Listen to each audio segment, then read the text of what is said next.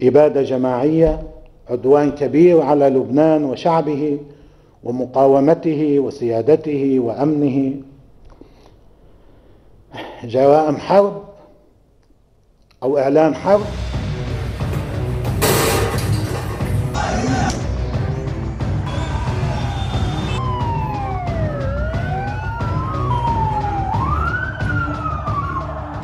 Israel Hamas की युद्ध की वजह से मिडिल ईस्ट में जिस बात का डर सता रहा था, आखिर अब वही होने जा रहा है।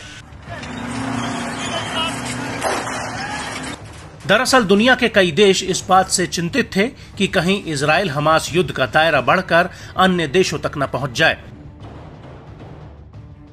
क्योंकि हिजबुल्ला 8 अक्टूबर 2023 से ही उत्तरी इजराइल पर बमबारी कर रहा था।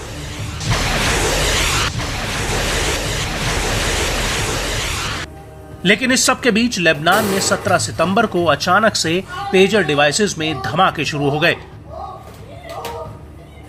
और उसके अगले दिन walkie talkie, laptop, solar panel तक फटने लगे और इन दोनों ही धमाकों में करीब 3000 से ज्यादा लोग घायल हो गए और 37 लोगों की जान चली गई।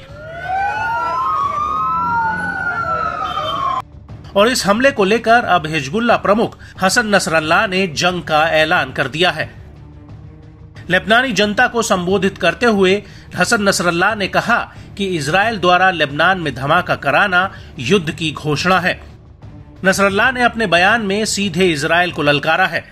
أولا نحن نتمنى أن يدخلوا إلى أرضنا اللبنانية، نتمنى ذلك. تعرفوا ليش؟ لأنه هن على الحدود بالمواقع تبعهم عاملين تحصينات ضخمة، دباباتهم قليل ما عم تحرك، هلا مجرد حركة دبابة آلية ضربوها مقاومون। आपको बता दें कि नसरल्लाह ने इजराइल से दो टूक कह दिया है कि वो पेजर धमाकों की सजा इजराइल को जरूर देगा। शक أن العدوان الذي حصل هو عدوان كبير، وكما قلت في سياق الكلمة هو غير مسبوق، وسيواجه بحساب عسير وقصاص عادل من حيث يحتسبون ومن حيث لا يحتسبون। नसरल्लाह ने आगे आईडीएफ को लेकर एक और बड़ी बात कही है। उसने कहा कि अगर आईडीएफ लेबनान में घुसेगी तो हम इसका अलग तरीके से स्वागत करेंगे। نحن عم نفتش على الجندي وعلى الدبابة بالسواج والفتيلة في الليل وفي النهار، ومحتاجين لجهد معلوماتي يومي، جهد استخباري يومي لنحدد أماكن هؤلاء ونستهدفهم. أما لما بيجوا لعنا أهلا وسهلا، هذا سيعطينا، هذا اللي هو بيعتبره تهديد نحن نعتبره فرصة، بل نعتبره فرصة تاريخية، بل نتمناها।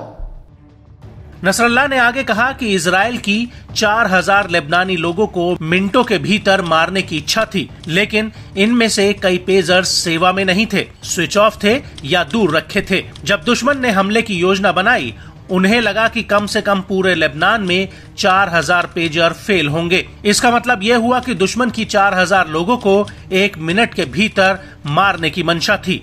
बिल्कुल ऐसा ही अगले दिन हुआ, जिसमें रेडियो डिवाइस रखने वाले हजारों लोग मारे जाते। आपको बता दें कि 18 सितंबर 2024 को लेबनान में सिर्फ वॉकी टॉकी में धमाके नहीं हुए थे, बल्कि कई जगहों पर लैपटॉप, सोलर पैनल तक फट गए थे और ये धमाके अस्पतालों, दवा की दुकानों, मार्केट प्लेस, शॉपिंग कॉम्प्लेक्स और यहाँ तक कि रिहायशी इमारतें, निजी वाहनों और सार्वजनिक सड़कों पर हुए, जहाँ पर हजारों नागरिक समेत महिलाएं और बच्चे मौजूद थे। और इसको लेकर नसरल्लाह का कहना है कि मैं तुम्हें ये बता सकता हूँ कि इस हमले ने हमें तोड़ा नहीं है, हम टूटेंगे नहीं। इससे लड़ाई को जारी रखने का हमारा संकल्प और दृढ़ निश्चय और बढ़ेगा। आपको बता दें कि नसरल्लाह ने यह भी कहा कि इजराइल ने यह हमला इसलिए किया क्योंकि अल-अक्सा फ्लड ऑपरेशन के बाद दक्षिणी लेबनान ने इजराइल के खिलाफ एक मोर्चा खोल दिया था, जिसकी वजह से इजराइल को बहुत बड़ा नुकसान हुआ और उसने ये बात भी मानी है। وأنا أقول لنتنياهو ولجالنت ولجيش العدو ولكيان العدو لن تستطيعوا أن تعيدوا سكان الشمال إلى الشمال. لن تستطيعوا أن تعيدوا المستوطنين المحتلين المغتصبين إلى المستعمرات في الشمال. नसरल्लाह का आगे कहना है कि इजराइल ने लेबनान में जो किया है उसकी कीमत पीएम नेतन्याहू और रक्षा मंत्री योव गैलेंट को चुकानी होगी। हम इजराइल से फिर से कहते हैं कि जब तक गाजा में युद्ध नहीं थम जाता तब तक लेबनान के हमले जारी रहेंगे। हालांकि नसरल्लाह का यह भी दावा है कि 17 और 18 सितंबर का इजराइल का धमाकों वाला हमला पूरी तरह से फेल हो गया और लेबनानी जनता अभी भी इजराइल के आगे खड़ी हुई है। लेकिन एक तरफ जहां नसरल्लाह लेबनानी जनता को संबोधित कर रहे थे, वहीं दूसरी तरफ दक्षिणी लेबनान में इजराइल के लड़ाकू जेट्स आग बरसा रहे थे।